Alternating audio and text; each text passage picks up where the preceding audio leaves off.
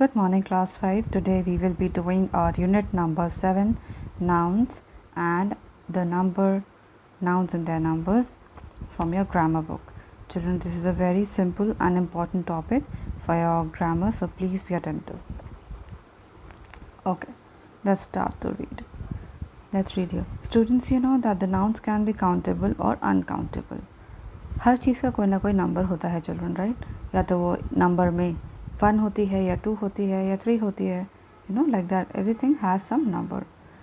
Now everything is either countable or uncountable. Able का मतलब हो सकता है. I am able to do something, that means मैं वो काम करने के लिए काबिल हूँ. एबल का मतलब होता है काबिल, राइट? तो काउंटेबल मीन्स जिसको आप काउंट कर सकते हैं.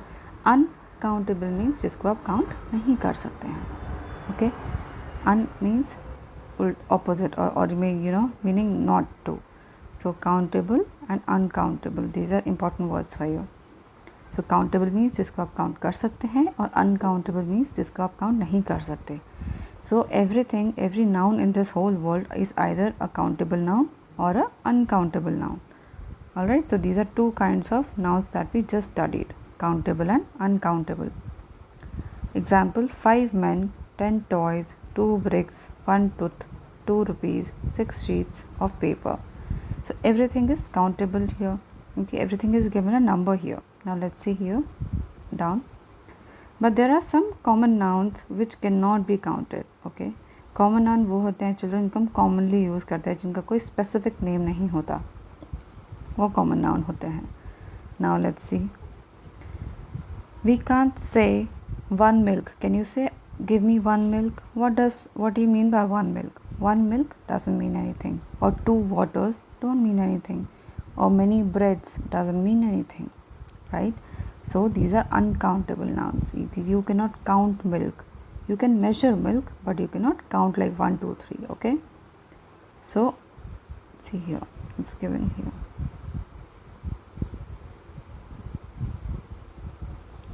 We can say 1 cup of milk, 2 glasses of water, many slices of bread or many loaves of bread.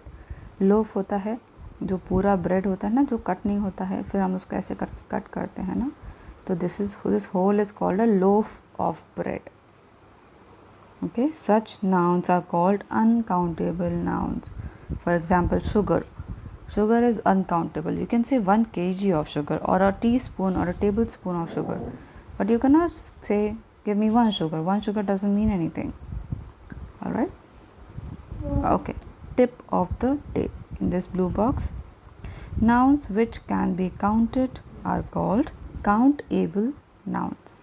They usually have singular or plural forms. Now children, जो हम count कर पाएंगे चीज़ें उनका singular और plural form भी होगा. They will be having a singular or a plural form. Nouns which cannot be counted are uncountable nouns. Most uncountable nouns do not have plural forms.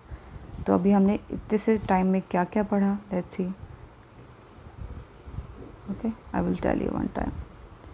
So we read. Okay, so हमने इतने से time में क्या पढ़ा? We read that nouns can be common nouns.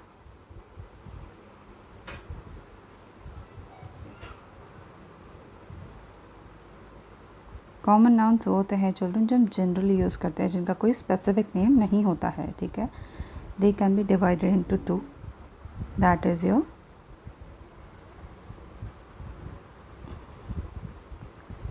Countable और uncountable nouns. Okay, so these are 2 type of common nouns. Countable noun होता है जिनको आप काउंट कर सकते हैं, like 1 Apple, 1 house, 2 cars. Countable nouns. Uncountable noun कौन से होते हैं? जिनको आप खुद से मेजर नहीं कर सकते. For example milk, for example sugar, for example air, for example land, for example cloud. Okay, like these. So these are uncountable and countable nouns. जो countable noun होते हैं children को generally plurals होते हैं. They always have plurals or singulars. For example, one apple will be called apple. Two apple, if we have two number of apple, they will be called apples. Correct? If we have one house, it will be called house. If there are two house, it will be called houses. Or cars, like two cars. We never say two car, we say two cars, right? So that's what we learned today on this page. Okay, now you have a small exercise here on this page.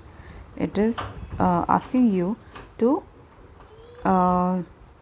so in this one you have to write U for uncountable nouns and C for countable nouns. जिनको आप count कर सकते हैं, जो countable nouns हैं उनके लिए आपको C लिखना है यहाँ पे इन ब्लैंक्स के अंदर, और जिनको आप नहीं काउंट कर सकते हैं जो कि अनकाउंटेबल नाउन्स हैं चिल्ड्रन, उनके लिए आपको U लिखना है इधर. Okay, so that's what you have to do in this exercise. You will do it on your own. I will give some examples. For example, toffee, we can say one toffee or two toffees, right? Salt, we never say salts, until and unless there are different kind of salts. Okay, so we cannot count salt. Okay, so salt is uncountable and toffee is countable. So that's how you have to do this exercise. Let's go to the next page. Now children, let's read this. Let's read what is given in this block above the page, on the top of the page. It says, you already know that the noun which refers to one thing or person is said to be the singular number. Example, मतलब क्या हुआ इसका जो हमने line अभी पढ़ी, noun which refers to one thing और person, यानी कि जो one thing या person को denote करता है या बताता है, refer करता है. refer मतलब बताना कि ये है ना. You refer to the book, that means you see to the book, that means बताता है. ठीक है, तो वन जो चीज़ होती है उसको हम सिंगुलर कहते हैं, सिंगुलर. और जो वन से ज़्यादा होती है, यानी कि वन प्लस होती है, यानी कि वन से ज़्यादा होती है, यानी कि 2, 3, 4 एंड दैट्स ऑन, उसको हम कहते हैं प्लूरल. क्या कहते हैं चिल्ड्रन? हम प्लूरल कहते हैं, PLURAL. फॉर एग्ज़ाम्पल लाइक अभी हमने पढ़ा था cars, pillows, houses, these are plurals because they are more than one. They are one plus. One plus means more than one. Plus means से ज़्यादा, वन से ज़्यादा. मैथ्स में करते हैं ना, ऐड करते हैं ना, तो यानी कि वन प्लस का मतलब होता है वन से ज़्यादा. अब एज जब बताते हैं तो भी आप कहते हैं ना, आई एम 12 प्लस या I am 10 plus. That means 10 plus means I am already 10 and I am counting towards 11. That means I am 10 plus. Alright, so that's about singular and plural children. Now in English language we have few rules जिनसे हम singular और plural words बनाते हैं. उन rules में से कुछ rules हम आज पढ़ेंगे. You can see on page number 29 and page number 30 there are 6 rules given. Children, आपको इन सबको पढ़ना है और अच्छे से पढ़ना है, and this we will do tomorrow. Okay children? This is a lot of exercise for you for one day. I will explain you all the plurals today, but we will do it in the next class also. Let's see. Few rules are, ज़्यादातर words में children हम लोग जब s लगा देते हैं या es लगा देते हैं तो वो प्लूरल हो जाते हैं. For example, bed, house, bus, year, doors, like this. Okay, now जिन वर्ड्स के एंड में CH, SH, S, double S या X आता है उसमें हम ES लगाते हैं. एंड अदर वन इज जिसमें लास्ट में O आता है, कॉन्सोनेंट एंड O आता है, उसमें हम ES लगाते हैं. कॉन्सोनेंट का क्या मतलब होता है चिल्ड्रन? हम सबको पता है वावल्स और कॉन्सोनेंट्स क्या होते हैं. कॉन्सोनेंट होता है AEIOU. AEIOU के अलावा जो भी इंग्लिश में लेटर्स होते हैं उनको हम कॉन्सोनेंट कहते हैं, और AEIOU को हम वावल्स कहते हैं. ठीक है, सो जब इनके अलावा कोई लास्ट में लेटर होगा उसके बाद O होगा for example here it is tomato में TO है, तो आप उसमें ES लगाएंगे to make it plural. RO hero, heroes, like that. Okay, so that's how you make plural for consonant and O. ये चिल्ड्रन आपको लिख के याद करना पड़ेगा and you will have to see कि कहाँ पे कौन सा रूल अप्लाई होगा, कौन से वर्ड पे कौन सा रूल अप्लाई होगा, तभी आप ये कर पाएंगे.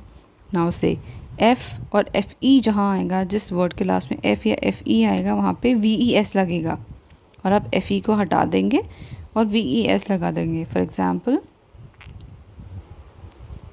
See here, knife, knives.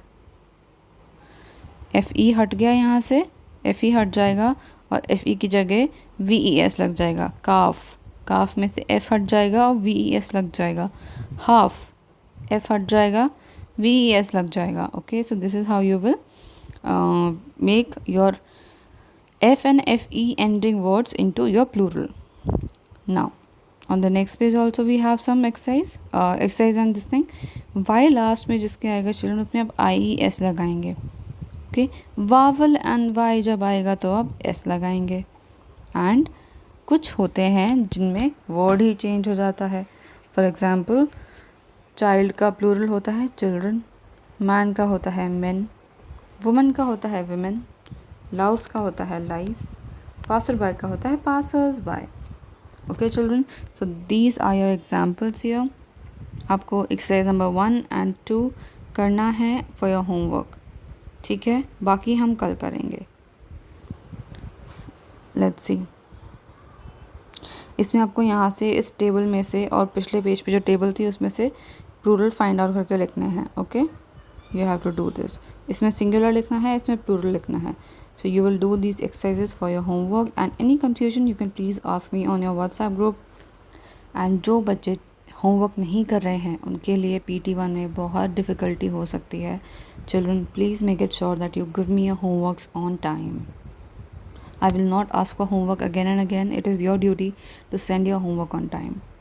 Later on, when I will ask you not to give PT1, then you will be having a big time difficulty. So please submit your homeworks on time. Thank you so much, children.